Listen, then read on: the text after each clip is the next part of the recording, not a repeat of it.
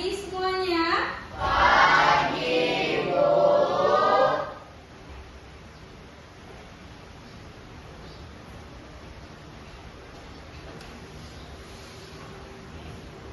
Silakan Gota pimpin kegiatan pembelajaran hari ini dengan berdoa.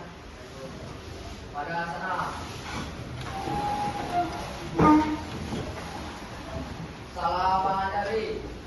Om Swastiastu.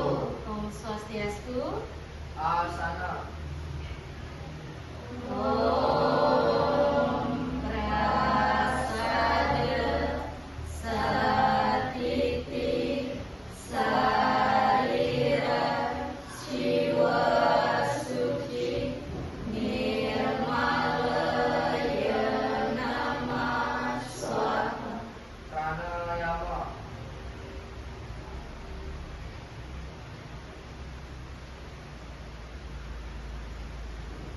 Arasana. Om Sudamam Swaha. Om Ati Sudamam Swaha. Namo. Om Watra Sudamam Swaha. Gayatri mantra. Mulai.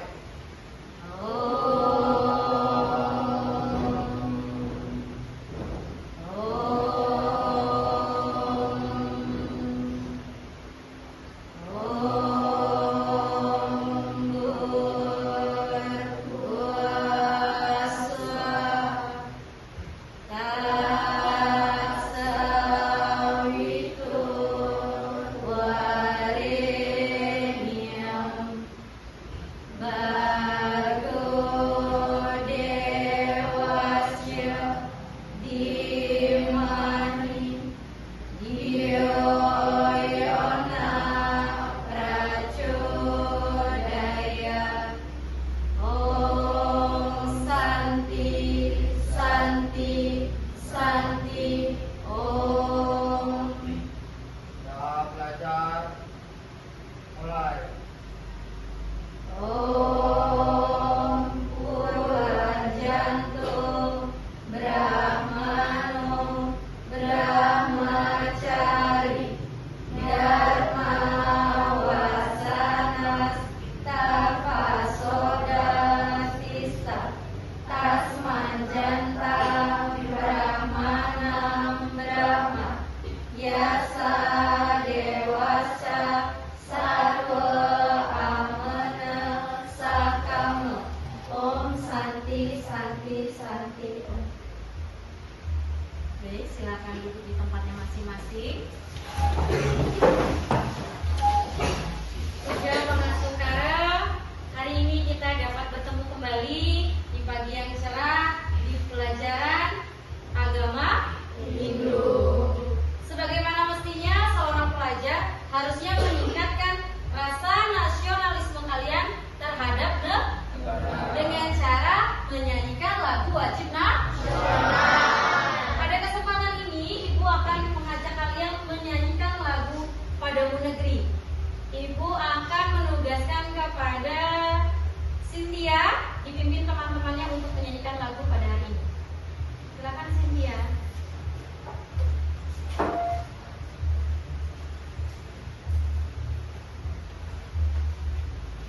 Mari teman-teman kita menyanyikan lagu wajib nasional yaitu Bagimu Negeri.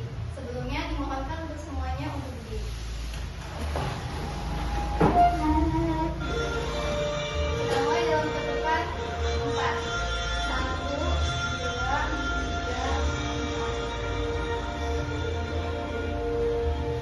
4.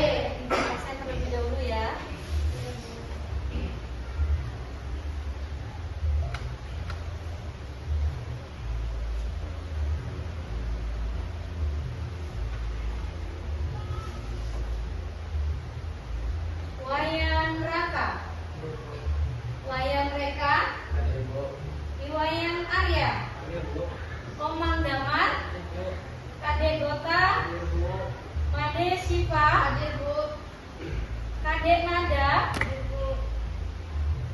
Nikade Windy Vanessa, Nyoman Ayu Agustia Sandi, Nimade Siva Prayagita, Niwaya Nova, Nimade Ninda, Made Kinara, Nengah Santi, Made Cynthia. Baik. Pada kesempatan ini saya akan membahas materi catur marga yoga. Pada pertemuan sebelumnya kita sudah membahas sampai mana materinya? Pengertian catur marga yoga dan sastranya. Sastra pendukung dari catur marga yoga.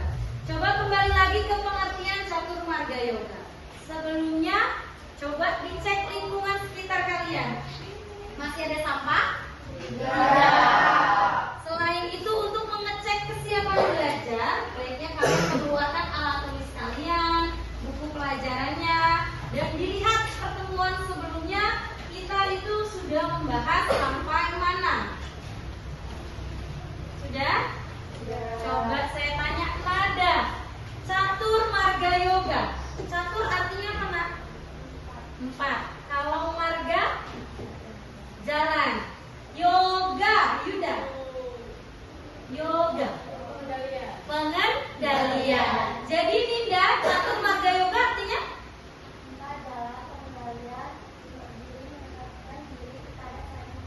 Jadi ada 4 jalan diri kita atau pengendalian kita untuk menuju Tuhan. 4 jalan ini bisa kita lalui dari bakti, rahmat, nah, sloka pendukungnya apa? Atau sastra pendukungnya? Coba saya tanya sama mereka. Sloka pendukung catur marga yoga di mana? Ada di kitab apa? Bhagavad Gita Adhyaya 4 sloka 11. Oke, Bhagavad Gita Adhyaya 4 sloka 11. Coba kita lanjutkan bersama-sama. Kita buka dulu Bhagavad Gita ya, doa membuka Bhagavad Gita. 1, 2, 3. Om Narayana, Om Nara, Om Saraswati Jaya, Om. Bhagavad Gita Adhyaya 4 sloka 11. Yirya tamam prapadyante tapsataiva bhajamyaham mahavatmanuvartante manusya partha sarvasa. Artinya dengan Santi. Boleh lihat buku temannya? Bagaimanapun jalan mendekatkan diri pada Tuhan akan diterima dan mengikuti jalan pada segala jalan yang banyak cara untuk Oke, sudah? Nah, dalam Bhagavad Gita tersebut terjemahannya adalah bagaimanapun jalanmu menuju saya di sini siapa?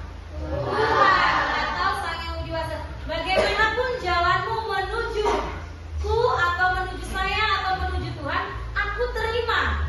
Jadi melalui jenana, ilmu pengetahuan, melalui bakti, itu diterima.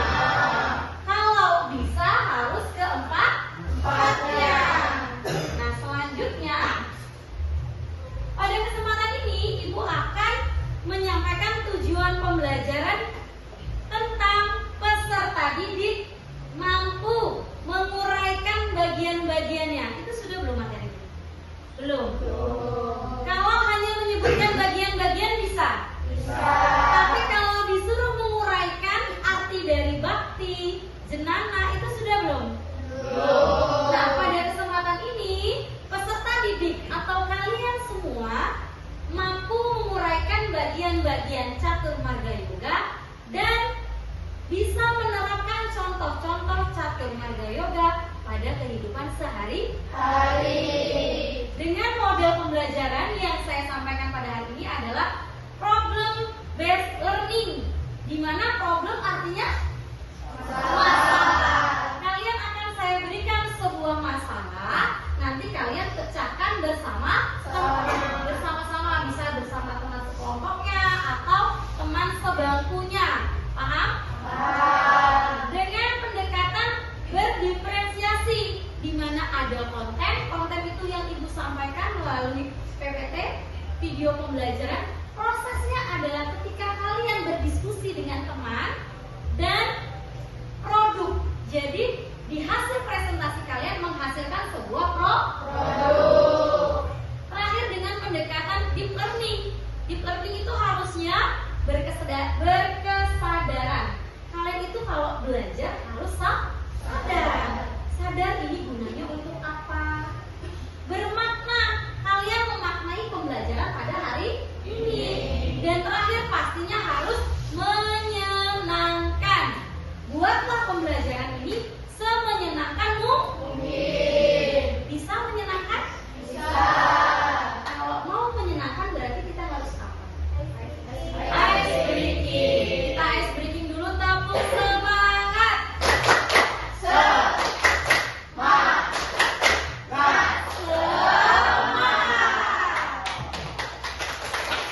Mau ice breaking lagi? Mau apa enggak? Kalau mau, Ibu asah sekali lagi ice breakingnya.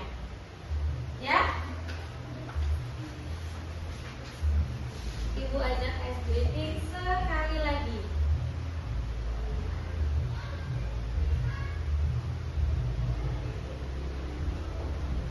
Bisa semuanya berdiri?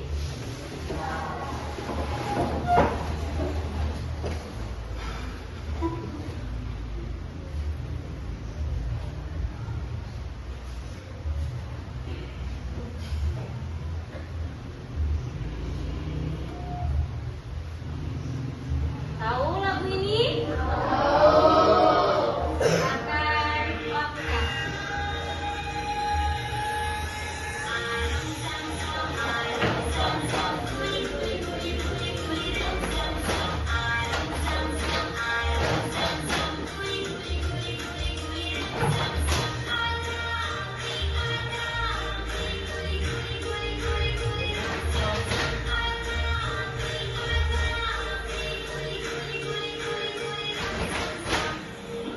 Tarik lagi.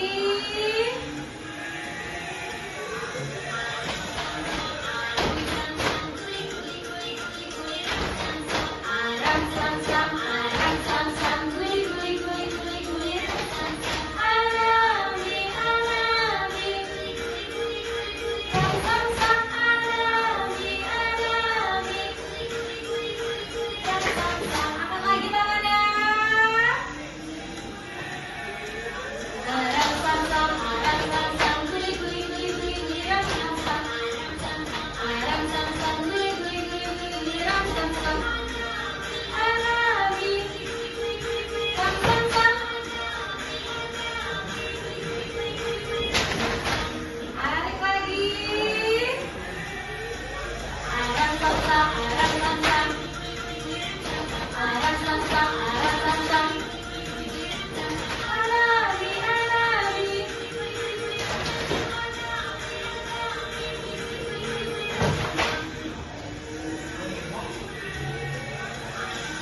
Aram sam sam. Ya, semangat.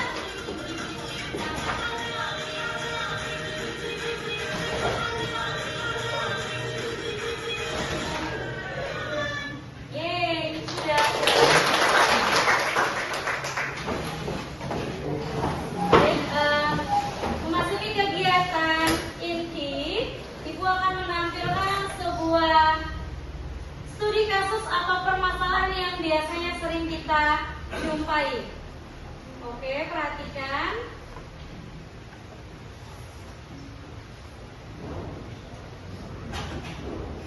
Terlihat? Siapa yang mau membaca? Boleh? Siapapun? Oke, Cynthia, silakan dibaca studi kasusnya.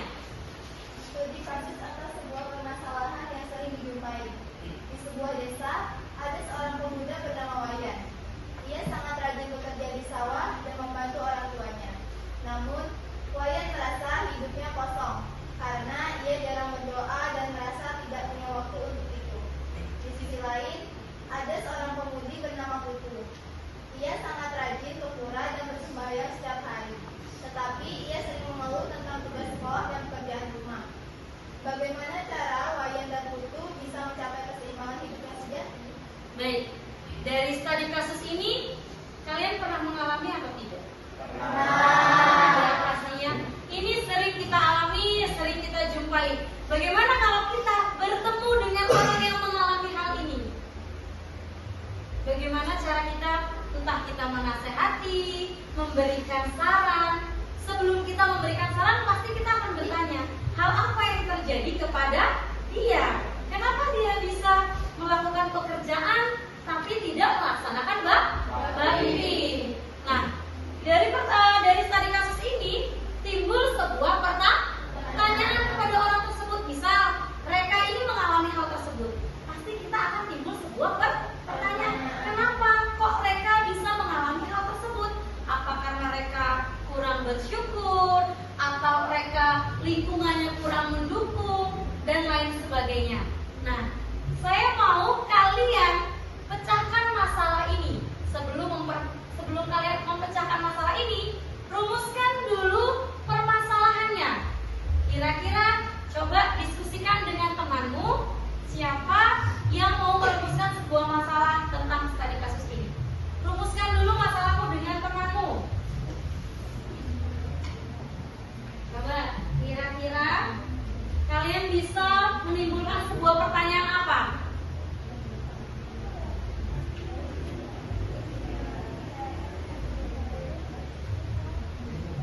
Ya, ada yang bisa? Ya, boleh berdiri. Di rumusan masalahnya ditulis di depan.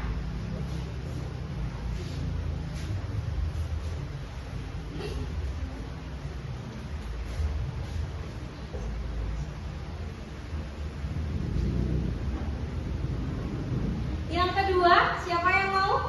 Iya, Vanessa, silakan.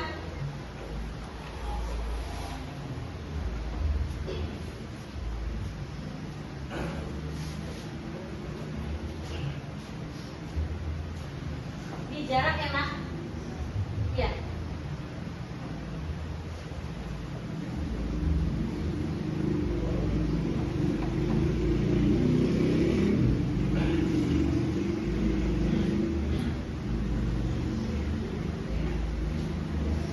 Terima kasih, Cynthia.